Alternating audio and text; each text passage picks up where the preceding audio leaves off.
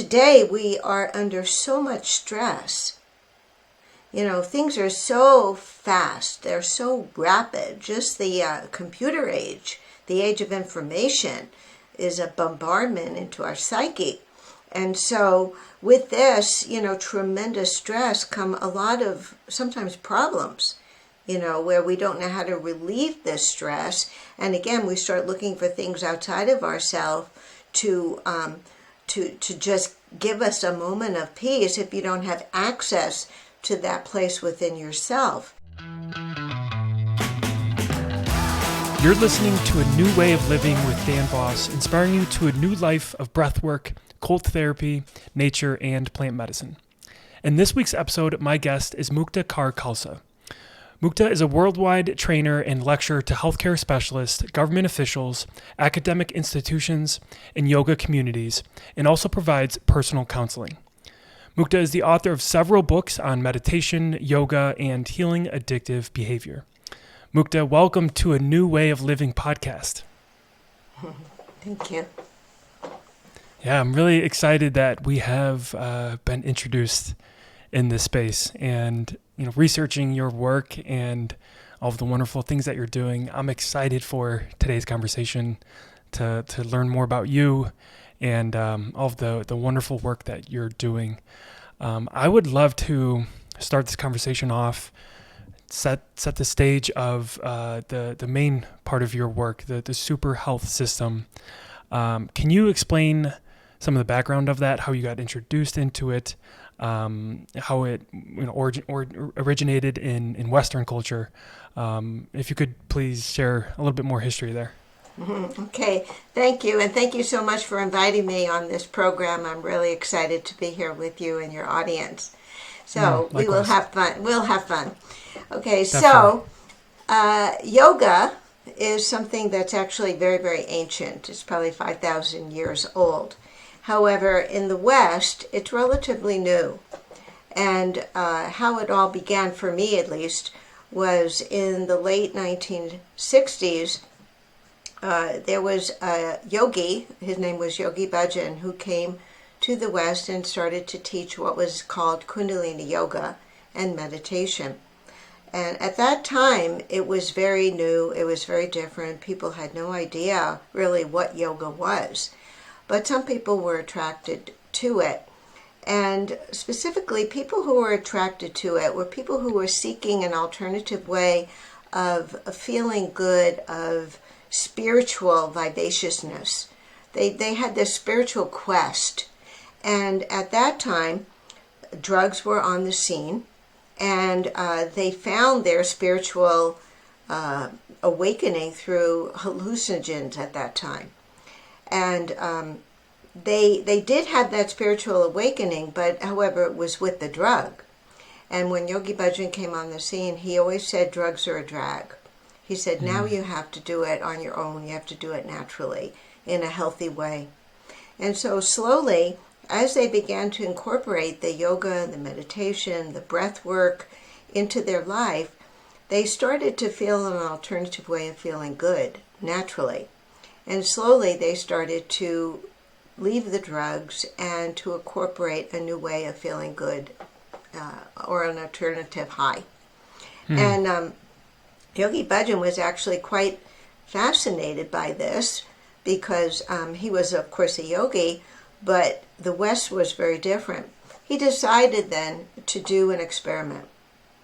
And he called for 2 volunteers to come forward to be with him for 2 weeks who were using drugs, and to have him help them in cleansing out their body, their mind, and giving them a new jump start, basically, on life. 2 men came forward. They were very desperate. One was, I think, into heroin, and another gentleman was just taking any and everything. And they were so desperate, though, they said, okay, Yogi, we'll be with you for 2 weeks. Well, he turned their life upside down. Imagine, he was their yoga teacher, he was their cook. He prepared juices. He did meditation and breath work with them. He counseled them. He met with their family and counseled them. And so he was really an integral part of a 2-week program. Well, it was so intense that after 2 weeks, it really turned their life upside down. They actually looked different. Their face was different. They were cleaner. They were clearer. They were able to think. They were more grounded. And so and that was really the birth of super health. So even though yoga is very, very ancient, in the West it was relatively new. And so I had heard about this work, and I thought, oh, that's amazing. I think that's work worth doing. Perhaps I'll just follow up on that and start offering it to real people in need. So that was, simply put, that was really the birth of super health. Wow, that is so cool. And how long ago, around what year was the start of super health? Well, let's see. It was probably before a lot of your audience was born, but it was in the early 1970s. And okay. So, yeah. And of course, over the many, many years, there have been a lot of changes in terms of, well, yoga awareness, breath work, yoga, meditation, food, nutrition, but also the drugs of choice. And that has sometimes changed and evolved too. But nevertheless, when people start looking outside of themselves for their answers, whether it's in substances, whether it's in behaviors, that imbalance usually is what sometimes causes problems. Yeah. And that was at a time when, in Western culture, things like yoga and meditation, breath work, they weren't commonplace. A lot of people might have looked at that and thought it was kind of woo-woo. Did you face any of those challenges in terms of attracting your tribe and finding people to help out, knowing that the mainstream message was this is stuff that's been going on in Eastern culture, but it's not something that's been norm, if you want to call it norm, in Western culture? Right. Well, Dan, there's actually, it's a very funny story, but it's true.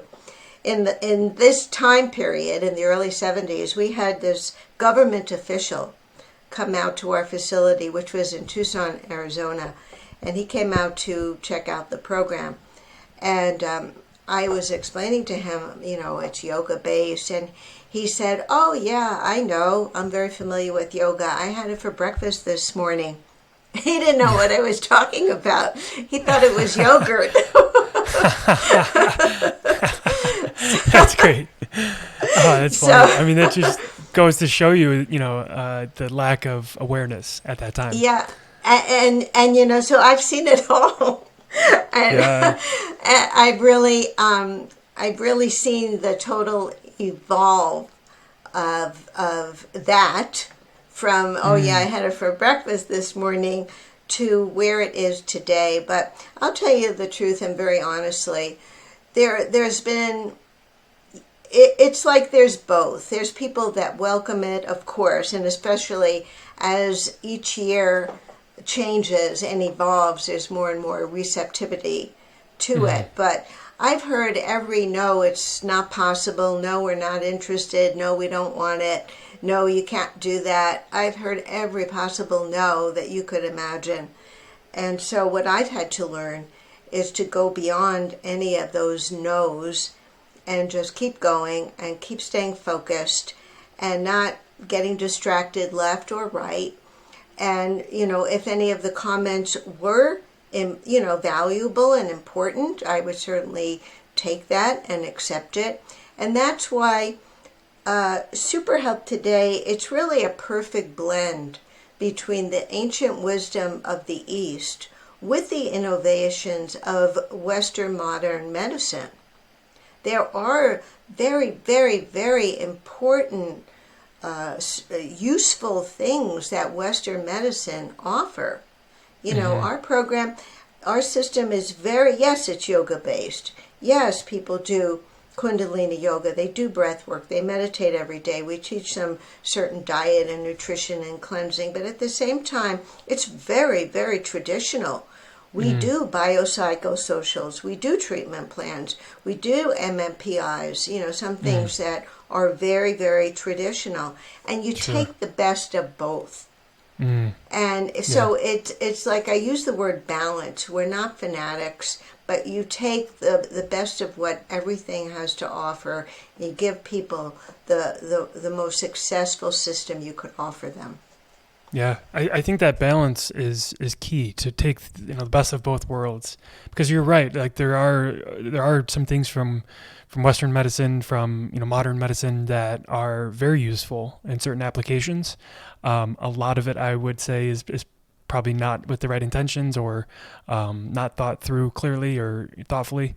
And then of course there's so much from Eastern medicine that we can use, that we've never used before, and specifically in the U.S., that we maybe have kind of known about. As you mentioned, yoga has been around for 5,000 years, and it's really just in the last few decades that it's starting to come to Western culture. I'm actually very grateful for the time period that I've been born into and have lived in the U.S. I first picked up meditation, it was like 6 or 7 years ago, so around 2013, 14, somewhere around there, I guess 8 years ago. And that was really when it started to become more accepted, more awareness around it. People from all walks of life were starting to meditate, whether it's, you're a CEO at a large company, or an entrepreneur, or stay-at-home mom or dad. It seemed like that craze around that time period, 2010, between 2010 and 15, is when people started accepting that. And if I didn't grow up in that era, I think I probably would have been somebody in the 1970s that said, that's too strange, I don't know if that's for me, and I would have rejected that idea. But I was lucky enough to be in a spot where I saw the buzz around me and decided to give it a try, realized how impactful it can be and how much it can change my life. And then that just opened up the floodgates to get into, breathwork and yoga. Yoga's been more recently for me, but I'm immensely grateful to have all of these things in my life today. Well, what I find is really interesting is that how this system is so effective, because today we are under so much stress. Things are so fast, they're so rapid. Just the computer age, the age of information, is a bombardment into our psyche. And so with this, tremendous stress come a lot of sometimes problems, where we don't know how to relieve this stress. And again, we start looking for things outside of ourselves to just give us a moment of peace if you don't have access to that place within yourself. And so, what I've really tried to do is appropriately deal with the modern day problems that we're all facing today. Stress, this imbalance, this rush, this expedite, everything is so fast and quick. New devices are coming out all the time, and we all want them, but the downside is it pays a price on our nervous system. And, so how the system works very, very well, it fits hand in glove with the problems that we're all facing today. Fatigue, stress, insomnia, panic attacks, depression, all these things, it's almost common. No longer are we dealing with the old diseases of smallpox and tuberculosis and malaria. We've gotten that under control.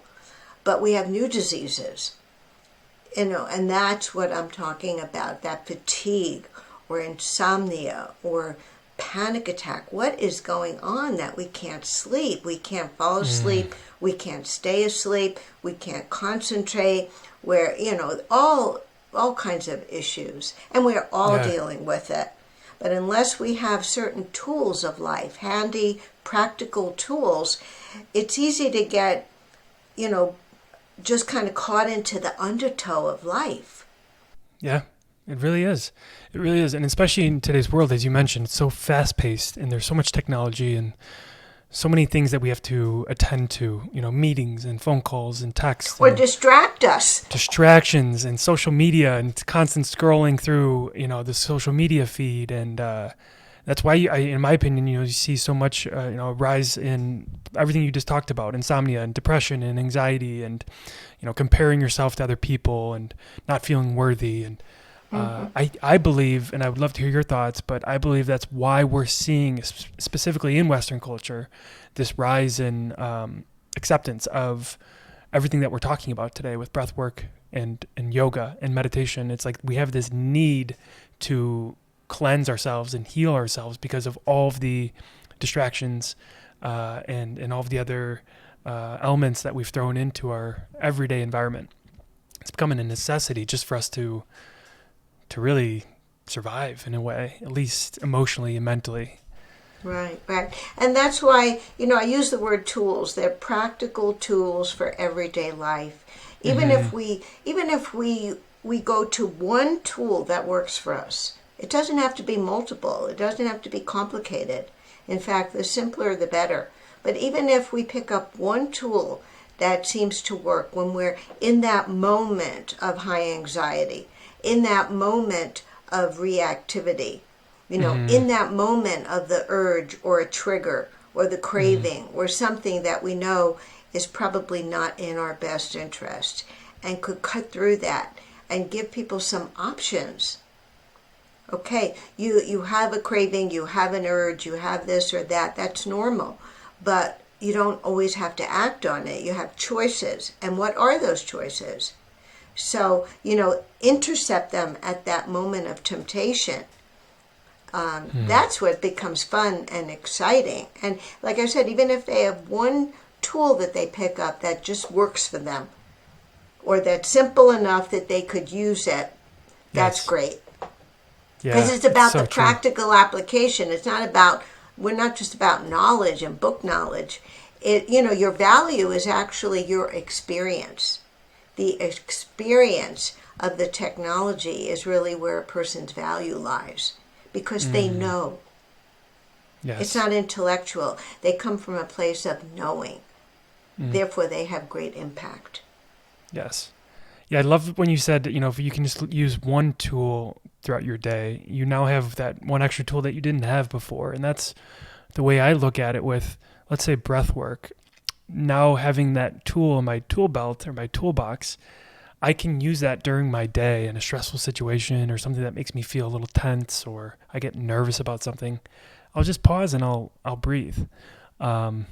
Which actually reminds me, I know before we hit record, you asked if maybe we could do a little breath work, and if you wouldn't mind, maybe we could do a few minutes. And then after that, I want to hear more about the super health system. We've talked a lot about what its core makeup is, but I want to hear more about what it is, what sets it apart from other systems. But maybe we could use this opportunity to go into breath work for a minute or two here. Okay, I'd love to. Okay, Great. so let's, if you're in a chair, plant your feet firmly on the ground. If you're in a cross-legged position, just sit up straight. Close your eyes. And now, very, very simple breath. We're going to inhale for a full 5 seconds. So take a deep inhale through the nose. Inhale, inhale. Inhale deeply, deeply, and hold the breath 5 seconds. Hold, hold, hold. And now a full 5 seconds to very slowly, in control, exhale, exhale, exhale, exhale the breath out. And now inhale deeply, deep, deep. Your breath is your breath of life. Hold the breath, hold it, lock it. This is the one thing we do from the moment we are born to the moment we leave our body. Exhale, exhale, exhale, exhale. And just estimate your deep 5-second inhale. Estimate the time. Deeply take a full 5 seconds. And estimate your full 5 seconds of holding the breath, locking it. And estimate your full 5 seconds to exhale the breath out. Exhale the breath completely out. And just continue for a few more seconds. Love this breath. This is your breath of life. The way we breathe affects our state of mind. Allow the breath to be long and deeply. More oxygen goes to the brain, and we're able to think clearer, more decisively in each and every situation, non-emotionally, without reactivity.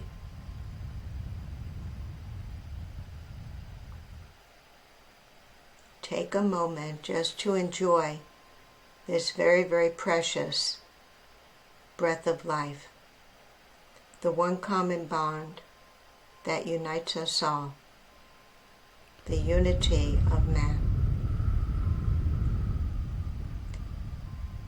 And now very deeply inhale the breath, inhale, and now throw the shoulders back slightly and inhale a little bit more, sit up straight, hold it. Love this very precious breath. And exhale the breath out. Exhale the breath out. And now just raise your arms and shake out your fingers, stretch your spine, shake out any stress, tension, anything that's bothering you, disturbing you. Stretch, stretch. Keep shaking. And inhale, twist to the left and shake, shake, shake. Stretch your spine, and then to the right. Stretch. And slowly, as your arms come down, inscribe an arc around your body. And relax. Okay. Very, very simple. 5-second breath. If we could begin the day like this, it helps set the tone of the day. And so all throughout the day, when we're feeling anxious, when we're feeling emotional, when we're feeling scared, fearful, depressed, if we remember to just take a few long, deep breaths, more oxygen goes to the brain, and we're able to think clearer in each and every situation. But many times when we get in those situations, fearful, nervous, scared, we breathe very shallow. It's almost like we forget to breathe. So if we could remember, and a lot of it is, Kundalini Yoga is called the yoga of awareness, just to be aware to incorporate the breath. Because a lot of times we may know about it, but we forget to use it. And we fall prey in the moment of that reactivity. We go right into it. We start yelling and screaming. We start throwing our punch. We start, doing all these things that later we regret. We have to apologize. And, oh, I forgot to breathe. I'll tell you the truth. I really believe that sometimes, yes, we will forget. It's normal because we're setting a new pattern. And sometimes we'll go to sleep at night, and right as our head hits the pillow, we'll realize, oh dear, I forgot to breathe. Why did I do that? I fell right back into it. I got into the argument, or whatever the situation. Just the fact that we remember that we forgot is an improvement rather than being oblivious to it. Yes, it's so true. So just the fact that, okay, yeah, I did blow it. Okay, yeah, I did forget. All right, I did. I was completely forgetful of the whole thing. But just the fact that I remembered is an improvement.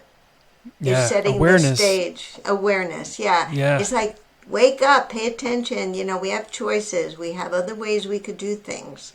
Yeah. Or sometimes it means, don't say it. Yes, it's true, don't say it. Not now. Just breathe. Right. I think I get some of that from meditation, but with meditation, it's more of focus and mental clarity. But with breath work, I can feel myself throughout the day being aware, stopping myself, whether it's a thought or an argument that's about to happen, or somebody says something to me that just doesn't, settle well with me. instead of getting all like tensed up and angry and saying something that I'll, wish I didn't say later on, now I'll just pause and be aware of the situation, take those deep breaths, and then react how I would normally and want to react, in an appropriate way. And when you have that, like you said, it's a tool. It is life-changing. It literally has changed my life in many ways, but that's just one example. Right, because it's like acting effectively rather than reacting emotionally. Mm-hmm. Many times when our emotions get involved in decision-making processes or how we deal with things, it often gets us in trouble because we're not coming from a neutral space. Right. Where we could weigh the pros and the cons and come to a very neutral decision, and even through the intuition helping us make up, some kind of decision-making process, incorporating that intuition, that sensitivity, like a sixth sense, into the equation. So that becomes available to us, where the intuition begins to awaken. The place of knowing. That's a really interesting point, intuition. That's something I'm trying to pay attention more to. And I feel myself, maybe it's from breathwork and meditation and yoga, but I feel like my intuition is speaking more to me in the last 6 months more than ever in my life. And back to the word awareness, like I'm more aware of it now. What are some signals or, from your experience with intuition? Let's just say somebody that's listening that doesn't know what we're talking about. They haven't experienced that really, or maybe they have and they just haven't been aware of it. They've been ignoring those intuitive thoughts, that gut feeling. What do they need to know in terms of tapping into that intuition and using it as a tool? It's a great question, Dan. It really is. I'm glad we're talking about this because, intuition is like a sixth sense. It's just knowing. Mm-hmm. It's not book knowledge. It's just knowing. Infants are born intuitively intelligent. If you're ever around a infant, they will communicate intuitively what their needs are. For instance, if they're in an environment where there's a lot of yelling and screaming or loud noises, loud music, they'll speak. They'll probably cry. That's the way that they communicate. That cry is saying something. That I don't like this vibration. I don't like this energy. It just doesn't feel good. They're talking. Their intuition is speaking. Okay? But what often happens from that intuitive place that we all have as children is many times it begins to shut down. If we're in environments where, let's say, big cities have a lot of honking and noises and just loud, big sounds, jackhammers going, and this is abrasive to that sensitivity. And so basically out of survival, the intuition starts to quiet down and to almost shut off. Or even music, loud music sometimes is abrasive. And so we begin to shut down. And so many times we spend our lives with not having access to that. It's just, but think of it as like gone to sleep. It doesn't really go anywhere. It's not like we lose it. It's just kind of gone to sleep. It's sleeping. And so, when we start to do these practices of yoga meditation in the quietness of our own self, that intuition begins to awaken. And all of a sudden, we start having access to, in the quietness of my own self, did you ever consider this? Or maybe do that? Or maybe think about that? Or, where things just pop in to your head. And the best thing to do is try not to analyze it, because that's a direct conflict with intuition. When we start to doubt it, how could that be? Let me think about this analytically. No, and sometimes we ignore it. We get it. Yeah, because it doesn't quote unquote make sense. Intuition doesn't always make sense. It's just a place of knowing. And so many times if you trust it, even though I don't know where it's coming from, but you know what? I'm going to try. I'm going to go with it and just try. And many times things just work out. It just does.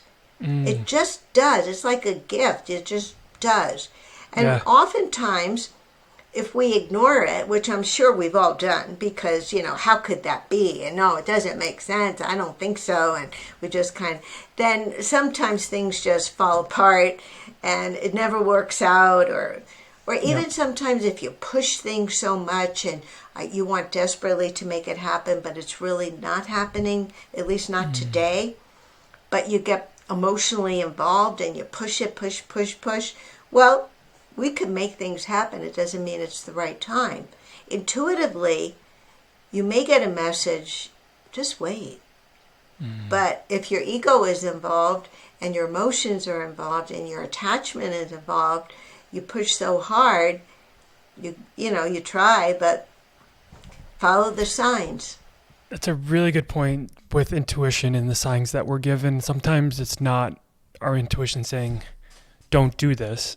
It could be that it's saying, this could be a good thing for you, but just not right now. You have to be a little bit more patient. Maybe it'll come back into your life in a year and it'll be the right timing then. Exactly. And that's really, I'm glad you brought that up because it's true. Maybe it is supposed to happen, but not today. Do you have the ability to wait? Do you have the ability to be patient and let it come? And when the right time comes, you'll know it. So there's a lot of signals that we get if we're not attached to the end result, if we're not attached to that situation at that moment, on that day. Yeah. And the more sensitive, it's almost like developing a sensitivity where we could read in between the lines of what people are saying or not. Sometimes understanding the unspoken word, capture what isn't said and understand, and then elevate the situation. Because a lot of times we don't speak straight. Right. Yeah, that's another, going back to the word tool or superpower, that's another great ability to have, is to listen to things that might not be in spoken word, but it might be a feeling you get from somebody, or their facial expression, or just the overall feeling that you get in certain situations, to tap into that and listen to it and not ignore it. Again, it's not necessarily a book that you need to follow to a T, but it is something to at least listen to. And that's what I call sensitivity. And that's why it's like intuitive sensitivity. Okay. Like Can you explain that a little bit more? Yeah, it's like, again, I think the thing that trips us up is we get attached. Yeah. We get attached to people, to things, to situations, to the end result. This is how the story is going to go. This is how it's going to happen. We have it all figured out. And sometimes things just don't turn out that way. They just don't. Or like it is supposed to happen, but not today.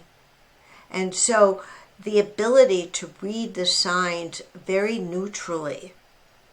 Okay, yeah, I really want this to happen, but you know what? It's just not happening. And I've got to deal with that. I've got to accept that. Even though I really want it, it's just not happening. And I could really ramrod it through and make it happen, but I don't want to have it blow up in my face. And I think that's what would happen if I really push too hard. Wow. And if I'm wrong, I'll know that. The signs of the universe speak. Or like, I love what you said, being able to read a person's face, their gestures, their body language, their, just capture that. We all have the sixth sense, that ability. It's whether we mine it. Yes. And I think that's what meditation does. It crystallizes that intuitive mind, that intuitive sensitivity of that place of just knowing. So powerful. It's so important in life.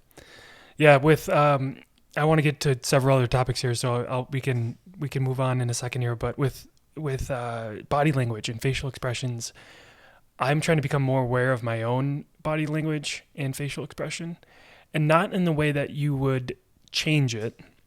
So, for an example, if I go out for a walk with my dog and I come across somebody that I know and I'm now conversing with them for a few minutes, and if I have my arms crossed, that could mean a number of things, but, typically when you have your arms crossed, that means you're either a little timid or nervous or feel uncomfortable in a way.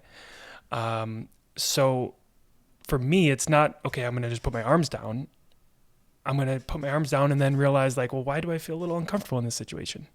Why do I feel a little nervous? And then just keep asking more and more questions until you get to the root cause of it. But that's just one example, I think, with body language, is to be a little bit more aware of why, and not change it just to change it, but really ask why. Right.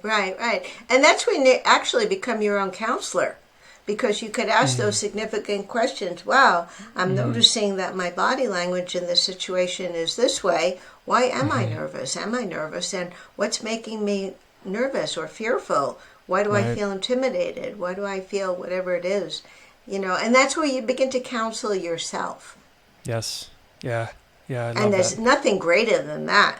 Yeah, it's really cool. That's a really good point. I never thought of it that way. That's great. This is why I love podcasting, is I have conversations that I learn so much about myself, about life. It's beautiful. So I'd love to hear more about, we've covered the super health system. Obviously, it's very yoga based in meditation and breath work. Tell us a little bit more about what the super health system is. And then I'd love to hear a little bit more about how it is different from maybe similar systems. Right. Okay. So super health system basically is a coordinated state of integration, physically, mentally, and spiritually. We use the word balance, a balanced human being. And so that integration gives us the opportunity to feel connected to what you might call our source. We did the breath work. Some source of life infuses this breath of life into each one of us. And that source, whatever you call it, or you don't have to call it anything, keeps us alive every moment of the day. And when those breaths are finished, that's it, we're done. Our work is done, and the body dies, the body leaves. And so we find that when there is that imbalance, that what we visualize like an emptiness at the heart center, that a void, when a person, again, forgets, that amnesia, that forgetfulness of feeling connected to the source. It's basically, everything is okay. The real problem starts is if the breath ever leaves. Then we can have then you'll have problems. We could talk about your problems. Otherwise, we just think we have problems. But the real problem is if the breath stops. That's when we'll have a real difficult situation. So up until then, if we forget about that connection, and that goes to sleep, we start trying to feel connected to other things or people or events, or even our identity at work or school, our intelligence, our beauty, all kinds of things, how much money we have, our power. We start becoming, looking for other ways to connect us. And that's where sometimes people resort to taking drugs. Well, when I take drugs, I kind of loosen up. Or when I drink alcohol, I feel this way. And it kind of compensates. Yeah, it kind of covers my handicaps. Yep. Of this, visualize this emptiness, this hole. And we're trying desperately to fill it, and even more desperately to pretend that other people don't see it. But really, to tell you the truth, everybody else knows but you. I mean, people know. People are not, people, we understand, we relate to each other. And so many times people turn to drugs, they turn to alcohol, they even turn to certain behaviors to help fill this hole. They turn to their identity, a false sense of identity. If I feel very insecure within myself, I don't believe in myself. I don't trust myself. Maybe my childhood environment didn't really support that, where I was important enough to have a voice. It manifests in many, many, many different scenarios. But the end result is, this is the way I am today. And we all have handicaps, whether it's fear, insecurity, angry, and they're all related. It's hard to separate them out. I'll try desperately to cover that up and pretend or wear a mask. And this is really what Superhealth does, is it helps people to develop ways, options, like we said, to use as tools in their life that they have choices. It's not so much that you're fearful. It's not so much that you're angry. Who isn't? Who isn't amongst us that could say, I'm not angry. I don't have fear. I don't have insecurity. Of course we do. We're human. We do. But what do we do with it? What do I do about it? I can give people tools, things that they could do about it to strengthen their nervous system, which is going to strengthen their self-esteem, their confidence, to give them some certain meditations so that they could gain clarity, so that they could be focused, so that they could be even understanding and seek those answers within, so that they could be integrated even as spiritual people. Sometimes people think, well, I'm going to go on my yoga mat, and that's where I'm spiritual. I do my yoga, I do my meditation, and that's where I take care of my spirit, right? But then as soon as I leave that yoga room, I'm a jerk the rest of the day. Wow, well, wait a minute. How does that make sense? Sure. It's a consciousness. We learn these things so we could build our caliber, so that we could develop our character. So it's not so much what things come to us, but how we make decisions, our ability to sacrifice, the grit that we have. That's what we give people, tools for everyday life to help improve their life. Not so much that we sit around talking about how miserable we deserve to be. Who cares? Now, let's help you get out of it. Yeah, that for me was such a groundbreaking, revelation in my life, is realizing that these emotions that I have, that you have, that we all have as human beings, let's call them negative emotions: anger, fear, doubt, resentment. We can cope with those in certain ways. We can cope with them with the things that you have mentioned, with addictive behavior, whether that's drugs, alcohol, or other, going outward, right? Seeking an outward Band-Aid to put over our wounds. Or we can go inward, which is what we're talking about today with all these practices of, natural healing, and getting to that root cause of what's really bothering us, what's that real trauma that's been in our past, and dealing with it inward. Yeah, it's I like what you said about the root cause, because substances, this is my belief, drugs is not the problem, alcohol is not the problem, food is not the problem, even poor relationship choices is not the problem. Resentment, anger, jealousy, advancement, none of those are the problems. But what's the root? What's the root cause of it? Is it that somebody is so angry? Maybe that they were hurt so badly, or they were ignored? Something that patterned as a young person into their psyche, and they believe that? And whether it is anger, resentment, fear, I like to sum it up in 2 words: emotional pain. And we all have that, some kind of emotional pain. Yeah. and true. we try to cover it up. But that's usually the root cause, that anger. So there are things to do to release anger in a healthy way. Not that you're surgically going to remove anger, but okay, yeah, I am angry. But for instance, anger is something that it could burn down your house or it could cook your dinner. What do you want it to do? Serve you or cause destruction in your life? Wow. We have that choice. What are some ways we can use anger to, instead of it burning down the house, what can we do to turn that anger and help it, have us, aid us and, like you said, cook us dinner and serve us? Right. Anger is energy. When we feel angry, we're so red. It's a hot energy. It's heat. Okay? Anger is also stored at the navel point. That's where anger is stored. Okay? So, for instance, it's think of it as like a pipeline.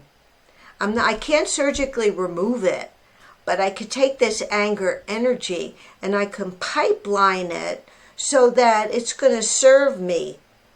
Because it's a lot of energy. Yeah. And it could cook my dinner. So I remember one time I was very, very angry.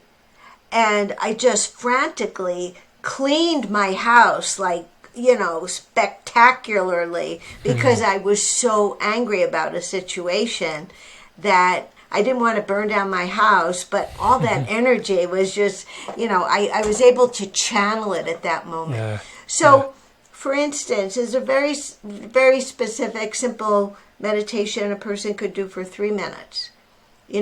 Pulling the navel point in. That's the location of 72,000 nerve endings, that connection of life before birth, the navel, right? So you pull the energy in. So I'm releasing, as I'm pulling it in, I'm releasing that bulk of that energy stored there that's not serving me. Okay? And I'm releasing it, and I'm going to move it up, and then at the same time, you could just push it out. Your hands are in fist near your chest, and you push it out in front of you. Open the fist, bring your fist back to the heart center, and then push it out at the sides and bring it back. Okay? So, and at the same time, pulling in at the navel. So it's very, very specific. Yeah. You could see, you're doing a lot of things at the same time, but you do it very, very powerfully. It's exhausting. But that exhaustion helps to channel. It's like I did it one time, and before that, I was very angry. I was very depressed. I was angry, and then I did this for 3 minutes. Do you know what I found? I was too tired to feel angry. Wow. I was too tired. And I thought to myself, that is really interesting, because you have to have energy even to feel angry or to feel depressed. Right. It's super interesting. I was too tired. Yeah. I imagine, incorporating the breath work or just being more aware of your breathing while you do that practice would just enhance the effects of it. Because that's, essentially what breathing and breath work is that you're channeling that energy to do certain things. I would imagine they have similar effects, and then when you couple that together, it's even more effective. Right, exactly. And not only are you, with your hands and fists and then opening your fingers and pushing in front of you and then along your sides of your body, but also mentally, you push away anything that's making you angry. So also mentally, you try to unlock it and unleash it. And push it away and push it away and let it go and let it go and release it. Yes. So, I love we that want word to hold release. on to it. It's exactly why I brought up breath work, was because when you did that, push out from your hands or any kind of energy where you're just releasing, that's for me when I do an exhale during breath work. That's exactly what it is for me. I'm releasing that tension. I'm releasing that anger or any kind of negative thoughts, whatever it may be. I'm just pushing it away. I'm pushing it out. I'm releasing it. So Exactly. it's really cool. Yes, yes. So there's so many, and again, if a person just that 3 minutes a day before they begin the day, it helps set the tone of the day. And it could be a go-to. I mean, 3 minutes is it's very short period of time. It's an investment.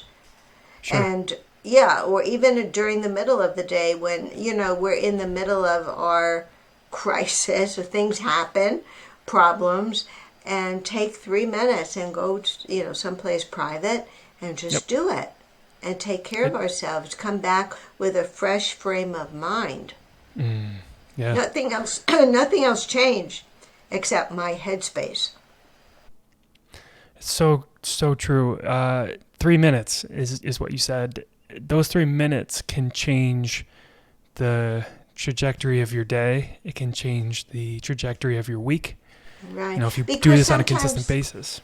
Because when we're in that state of anger or fear, it's very easy to just blurt out things that later we regret, or do things, or what's worse is make decisions during that time, and we later regret them, and we have to apologize and backtrack and, create little messes for ourselves.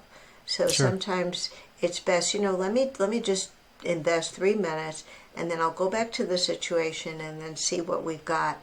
But a lot of times we have that fresh reality, and we're a bit more neutral about it. Yeah, Could it's see beautiful things stuff. clear. Yeah. Yeah, it really is. We've covered so much around the super health system. I also want to cover how nutrition plays into all of this. So tell us a little bit more about why nutrition is so important, obviously just for our overall health, but how does nutrition play a part in this healing? Very, very important aspect. I'm sure you've heard, you are what you eat. Well, it's true. It's very, very true. And especially when somebody, and our specialty is dealing with breaking habits and addictive behaviors, whatever that behavior is. And a lot of times people are taking in a lot of toxins, whether it's drugs or even nicotine is a poison, alcohol, junk food, a lot of processed foods. They're toxic. They're hard on the body. They're not really serving the body in its optimum way. And so one of the first important things to do is to eliminate these toxins from the system. As long as there are toxins in the system, the body is still going to crave them, whether it's to drugs or alcohol or even that junk food, that Twinkie that we crave. And so what you want to do is just to eliminate as quickly as possible. And digestion, elimination become extremely important. And to be honest with you, it's not really built into our American way of life. And for instance, half of your digestion occurs in your mouth through chewing your food properly. And having it rotate around your mouth, mixed with your saliva, and then swallowing it. In our society, it's best not to drink because that discourages the chewing principle. Right. But what's very normal when we go to a restaurant, after you order, they'll always ask you, and what would you like to drink? So that drinking, again, it's part of our lifestyle in the West, but it violates that whole yogic principle of encouraging you to chew your food properly, even your juices properly. So there are certain foods that we could prepare that accelerate that cleansing process. Even juices is very, very important to accelerate that cleanse and then to rebuild the system. What's happening there when we, and correct me if I'm wrong, but from my understanding, when we don't chew our food entirely and we do have water while we're eating, is it that we are kind of stripping away those digestive enzymes that's in our food? What's happening there when we're not chewing properly and then we're also washing it down with water as we eat? Right. Well, you see, and then that affects our elimination, and that begins to backlog the system. So many times if we're just gulping down our food with our liquids, we actually end up eating more than we really need, because we're just kind of, just bringing Flushing it it in. out Yeah. And then, so what happens is we're actually eating more. Interesting. And when we eat more than what is really needed or our body could tolerate, that's going to backlog the elimination system. And what happens is food begins to ferment in your system because it can't pass through for healthy elimination between 18 and 24 hours. And so with that backlog, it begins to putrefy. And, it just creates all kinds of problems, especially, when we're young, we can get away with a lot of things. Sure. And we think we're invincible. But as the body begins to age, it starts making funny sounds and noises, and it starts talking to you. And so we can't get away with as much. Yeah, nutrition is one of those things. It's obviously we all know how important it is for our health, but it's very easy to neglect it, especially in the U.S. You mentioned just our lifestyle and our culture, and even just the advertisements that we see. We're constantly getting marketed to on the newest burger that's coming out at whatever chain restaurant, and there's a time and place for some of that. I personally will have, a burger here and there and maybe pizza here and there. But when I eat cleaner, obviously I feel better, but I feel like I can just operate at a better level, both, physically, mentally, emotionally, even spiritually. When I am putting clean foods into my body, my life just operates better. And we all kind of turn a cheek to that sometimes, because we're like, oh, that, like you said, Twinkie, that looks good, I'll have that right now, because it's easy and it's available, and a lot of the processed foods, processed foods with all the chemicals do not really serve the health of the body so well. So True. We have processed foods, we have overeating, or we even have undereating. And, food issues is a tremendous problem in the West. We either overeat, we undereat, or we overeat and then we feel guilty, and then we run to the gym and we work out like a maniac because we think we've overeaten. And I'll tell you the truth, I think whatever it is you ate can't be as bad as the guilt that we often take with it. True. I think guilt is more harmful than whatever it is you just ate. That's so true. Eat the piece of pie, eat it, Right. enjoy it, and be done with it, and move on. But when we bring that guilt, and then we work out like a maniac, it's like we lose that balance. Yeah. And then it turns into kind of a vicious cycle where you just, you do it again, and then you beat yourself up about it again, and it just, there's no real solution there. Right. So it's stop beating ourselves up. It's just, okay, I'm human. It's holiday time. It's my birthday. It's your birthday. Whatever it is, the cake is there. Okay, so let me indulge and be done with it and move on. Right. Exactly. That's a really good point. And most people, and maybe, I don't know who exactly it is, maybe it's the nutrition space overall that puts that guilt on us, but it comes down to the individual to make that decision that you're just going to enjoy it and move on. So right, and I think the enjoyment and the non-guilt, but just to allow ourselves to live life, to enjoy life to the fullest, try to leave the guilt, leave the blame, leave the shame, leave all that stuff, because that's a very heavy load, heavier than what you just ate. Yeah, exactly. So along those lines, and we've touched some of this in terms of those heavy emotions that we hold on to. Let's say you have some anger towards somebody or resentment. What is that doing for our health and our lives when we hold on to something, whether it's trauma in the past or somebody said something mean or they did something to hurt you? What's happening there for our physical health, our mental health, our spiritual health, when we just can't seem to let that go? And then on the other end of that, if we choose forgiveness, what's happening there? Yeah, that's a great question. Obviously it doesn't serve us. Things happen in life. We interact with people. We're human. Things happen. They hurt our feelings. We worry about things. We're resentful about things.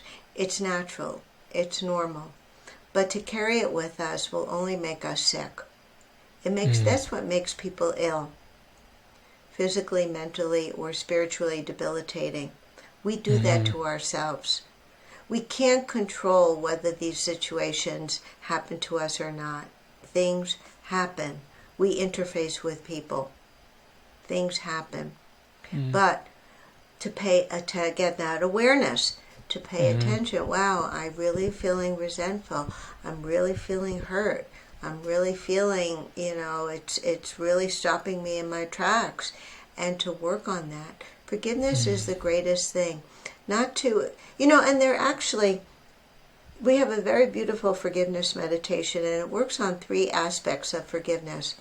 One is if, let's say somebody has hurt me, right? And I'm still holding it. I'm the one filled with resentment and anger. I didn't even do it. They did it. They may have hurt me. They may have violated me. Maybe years ago. Right. It happened. I had nothing to do with it. I was a victim. But if I choose to still carry it without letting, accepting forgiveness and letting it go, I'm the one carrying the anger and resentment, which is a very heavy load. And it's not even mine. Right. The other relationship is if I have hurt you. Maybe it was intentional, perhaps not. But if I hurt you, I'm the one filled with guilt and shame if I can't let it go. And the third relationship is where it kind of reverts to yourself, like a self-hatred or a self-animosity. And then again, I'm filled with all of them. Guilt, shame, blame, fear, resentment. That's self-hatred. I don't need enemies with this. I'm my greatest enemy. And these are heavy loads. People can't lose weight. They carry weight. Or physically, sometimes you could see them. The weight of the world is on their shoulders. Wow. Or they're miserable and they can't kind of shake it. They can't, or they always see things in that negative frame of mind. Things happen. Yes, they do. But we also have the right to let them go. And if it means, I forgive you, or you don't even have to say it to the person, just in your silence of yourself, really focus on that person and let it go. Wow. And let it go. As much as we want to keep holding it, nope, let it go. Let it go from my psyche. It stops me from doing the important work that I have to do on this planet. And people like your audience, each and every person, is valuable. They're important. They're awakened human beings that are here to better themselves and to help someone else. So each one is so valuable. They can't afford to carry unnecessary weight that isn't even theirs. This is our opportunity, each of our opportunity, to now finally release it and command it and demand it to go. So that we could be lighter, so that we could be brighter and do what we have to do for ourselves, our families, and for another human being. Wow. Wow, that was so powerful and so filled with hope and love.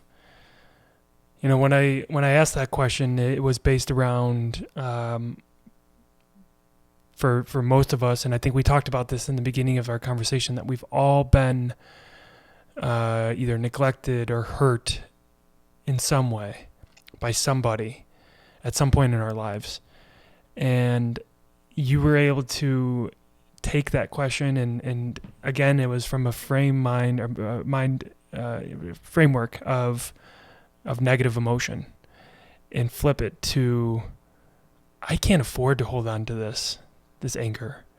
I can't afford to hold on to this resentment. It's either going to be hurting me or somebody else, but most likely me. And if I keep holding on to this, I won't be able to do the things that I'm meant to do in this life. And when you look at it that way, it's really profound.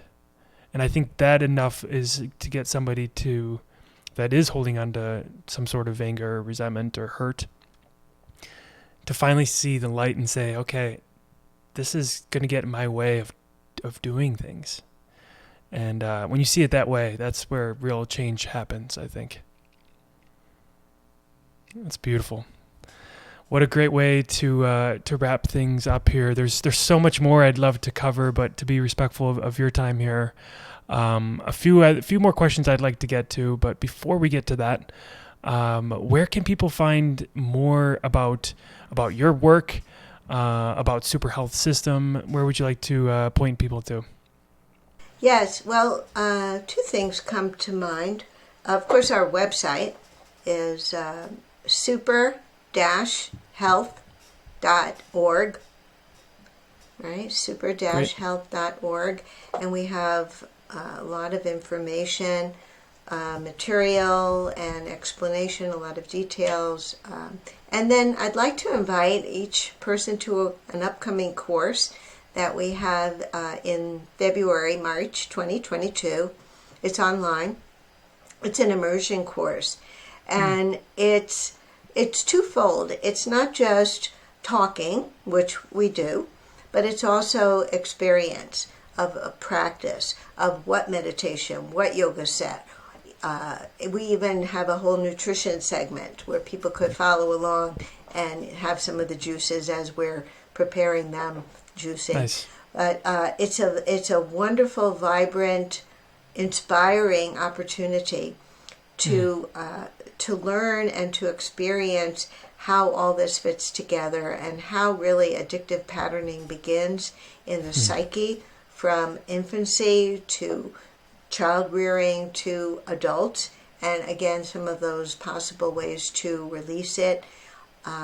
People come from all over the world online.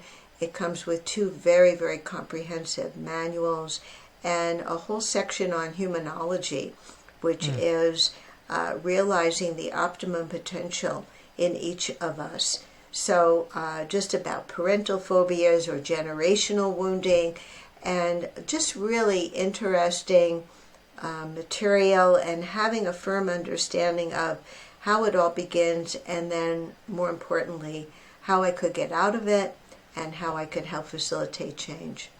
Wow. So it's the immersion, but if you go online, super-health.org, we'll be able to find the material, some information there. So it's a great opportunity.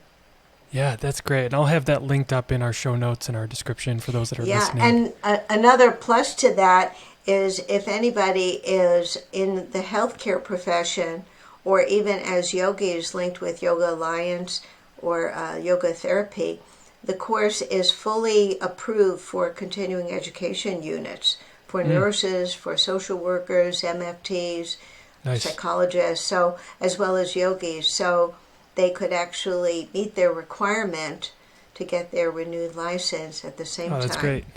Yeah, that's wonderful. Thanks for sharing that.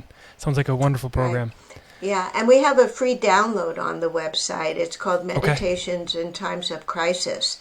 So if they go on the website, you could just click that button. And we created that booklet. It's a wonderful booklet, but right when COVID hit. And we wanted to do something. And, what can we do? What could we do?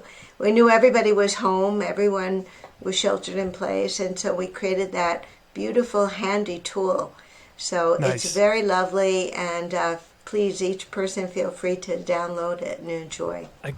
I got excited when you said that, because my first thought was, what a perfect time for that. We all need something along those lines when it comes to today's world. And it does of contain crisis. some food tips too, and inspirational quotes as well as breath and meditations. It's a lovely, handy piece. That's great. That's fantastic. My last question I have for you, Mukta, is something I actually wanted to get to a little earlier around, who is this for? And I usually like to end the conversation around who do you want to impact the most with the work you're doing? You can frame it with, who is this work really for? But who is it that you want to really help out the most? Right. That's a great question. I think first and foremost, it's really people that are on the front line. And by that, I mean anyone in a position that is going to affect another human being, whether they're a yoga teacher, whether they're a nurse or a healthcare practitioner, or really even if they just want to improve their own life and make some serious lifestyle changes.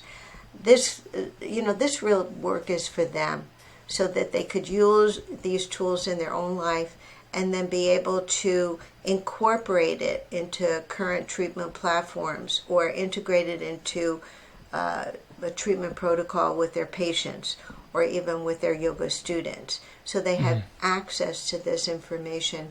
It's anyone who wants to really make some positive lifestyle changes. Wow. Which we can all use. We can all use more of that in today's world. That's awesome. Well, Mukta, this has been such a pleasure. I really appreciate your time and sharing all of your expertise, all of the wonderful work that you're doing.